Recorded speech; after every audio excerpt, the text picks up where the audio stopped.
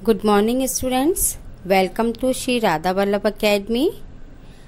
मैंने आप लोगों को पहले वाले वीडियो में काव्य खंड का फर्स्ट चैप्टर कबीर की साखियां और शब्द वो मैंने आप लोगों को सबसे पहले उनका जीवन परिचय बताया था, फिर 2 साखियों की व्याख्या की थी और उसके नोट्स भी आप लोगों को मैंने भेजे। तो नोट्स को आप साथ के साथ कंप्लीट करते जाइए। अब हम आगे का चैप्टर पढ़ेंगे। आगे अपनी तीसरा जो पद है,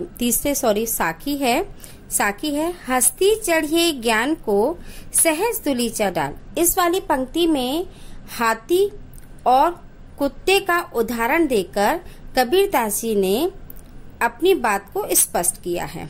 उनका ये कहना है हस्ती चढ़िए ज्ञान को सहज दुली चढ़ाल, यानी कि सहज, इसमें हस्ती यानी हाथी और सहज का एक सामान्य अर्थ है स्वाभाविक। तो स्वाभाविक रूप से सांसारिक वासनाओं से दूर रहना और प्रभु की ओर ध्यान लगाना, इसके बारे में बताया है। तो इस पंक्ति में कबीरदास जी ने हाथी और कुत्ते का उदाहरण देकर अपनी बात बताई है। उनके अनुसार ज्ञान रूपी हाथी पर तुम सवार हो जाओ और उस पे सहजता रूपी कालीन डालो, और यदि इसमें अगली पंक्ति है स्वान रूप संसार है। ये स्वान का मतलब होता है कुत्ता, यानी कुत्ते को उन्होंने अज्ञानी बताया है। तो इसमें बताया है कि जो स्वान यानी कुत्ता रूपी जो अज्ञानी है वो तुम पर भौंकता है, तो उसकी तरफ तुम ध्यान नहीं दो, भले वो तुम्हारी कितनी भी निंदा करे। मतलब भौंकने का मतलब ये नहीं कि कुत्ता इसमें भौंके, इनको केवल एग्जाम्पल उदाहरण देकर बताया है कि कुत्ते रूपी अज्ञानी तुम पर भौंकते हैं तो और तुम्हारी निंदा करते हैं, तो तुम उनकी परवाह न करो और ज्ञान अर्जित करते रहो, सफलता के मार्ग पर अग्रसर होते रहो। कबीरदास जी का इसका एक अर्थ है, मतलब आशय ये है इस पंक्तियों का।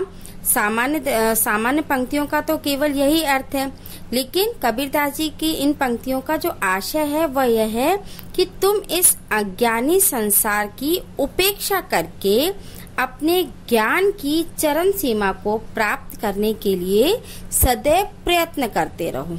भले ही संसार में कितनी भी आपको ज्ञान अर्जित करते समय कई लोग आपकी निंदा करेंगे, आपसे कुछ भी मतलब बात कह सकते हैं जो आपको बुरी लगे, तो आप उस मार्ग को छोड़ सकते हो, लेकिन उसको आप इनका ध्यान न रख के, उनकी बातों की परवाह न करके अपनी भक्ति में और अपने ज्ञान अर्जित में सदैव प्रयत्नशील रहो। यानी कि कहने का मतलब है प्रभु ने साधक को, यानी जो ज्ञान अर्जित कर रहा है, उसको दुनिया की निंदा की परवाह किए बिना साधना पथ पर आगे बढ़ने के लिए प्रेरित किया है अपनी इन पंक्तियों में।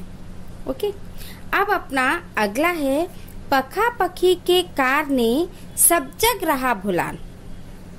पखा पखी का मतलब होता है पक्ष विपक्ष। जो व्यक्ति पक्ष विपक्ष में पड़ा रहता है, पक्ष विपक्ष होता है, इसको तर्क वितर्क भी कहते हैं, इसके चक्कर में संसार को भूल चुका है। पखा पखी के कार ने सब जग रहा भुलान, मतलब पक्ष विपक्ष में और तर्क वितर्क के चक्कर में संसार को यानी ईश्वर को भूल चुका है। निरपक होय के हरि भजे सोई संत सुजान। अब कबीरदास जी इस अगली पंक्ति में कहते हैं निरपक का मतलब होता है निष्पक्ष होकर, बिना किसी पक्ष के। जो भजन करता है, ईश्वर की भक्ति करता है, वही सच्चा, ईश्वर का भजन करता है वही सच्चा मनुष्य होता है, या वही सच्चा संत कहा जाता है। ओके, चलिए अब अपनी जो अगली पंक्ति है, अगली है हिंदू मुआ राम कहे। इन पंक्तियों में हिंदू मुसलमान धर्म के नाम पर जिन्होंने ईश्वर को बांटकर अपना हिंदुओं ने राम बना लिया उनका नाम, और मुसलमानों ने खुदा कर दिया, तो उनके बारे में उसमें कहा है कबीरदास जी ने हिंदू मुआ राम कहे मुसलमान खुदा। हिंदू जो व्यक्ति है वो राम का नाम ले लेकर मर गए और मुसलमान खुदा कह कह के मर गए। कहे कबीरा सो जीवता, पर दोनों ईश्वर को पा नहीं पाए। वो राम राम कहकर रह गए और मुसलमान खुदा, पर वो ईश्वर को नहीं पा सके। वे आपसी भेदभाव में पड़कर ही एक दूसरे के ऊपर, मतलब आपस में पड़कर अपने धर्म के प्रति कट्टर हो गए। कबीरदास जी कहते हैं वास्तव में कहे कबीरा सो जीवता। कबीरदास जी कहते हैं वास्तव में वही व्यक्ति जीवित कहलाने का अधिकारी है या जीवित व्यक्ति है जो दुई के निकट ना जाए, जो हिंदू मुसलमान और खुदा दोनों के, हिंदू मुस्लिम और राम और खुदा से दोनों से दूर रहकर केवल ईश्वर की भक्ति करे। और ईश्वर की भक्ति में भी उनका इन पंक्तियों में ये आशय है कि वे व्यक्ति राम और खुदा दोनों से अलग हैं, जो व्यक्ति राम और खुदा दोनों से अलग हैं और मानवता हिंदू और मुसलमानों के भेदों से ऊपर है। उन्होंने इसमें मानवता को ऊपर माना है। समझ में आ रहा है? जो भी चीज समझ में नहीं आए उसको सैटरडे को जो अपनी डाउट क्लास होती है उसमें आप मुझसे पूछ सकते हैं। चलिए अगली अपनी पंक्ति है, कावा फिर काशी भया रामई भया रहीम, मोटा चून मैदा भया बैठ कबीरा जी।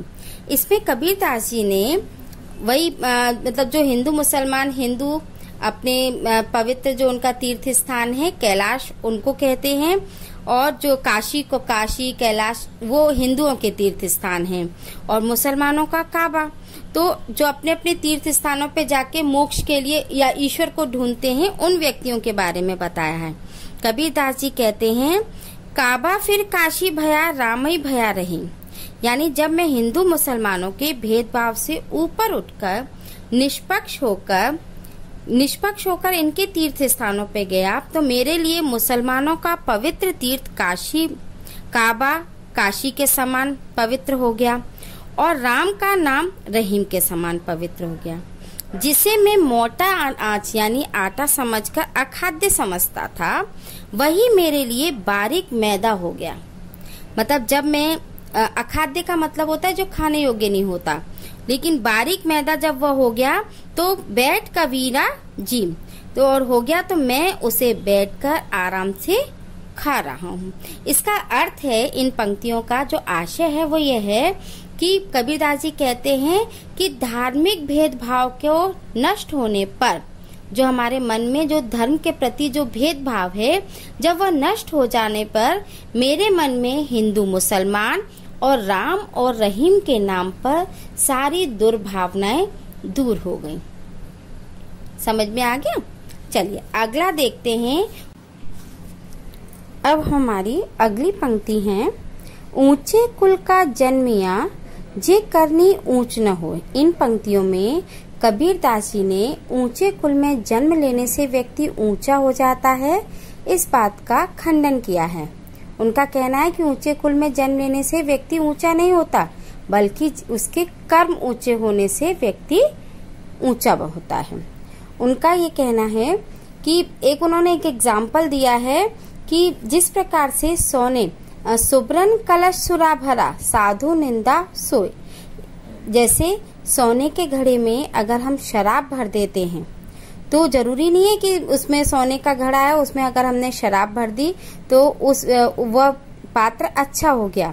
साधु प्रवृत्ति के जो लोग होते हैं, जो अच्छे लोग होते हैं, ऐसे पात्र की निंदा ही करते हैं।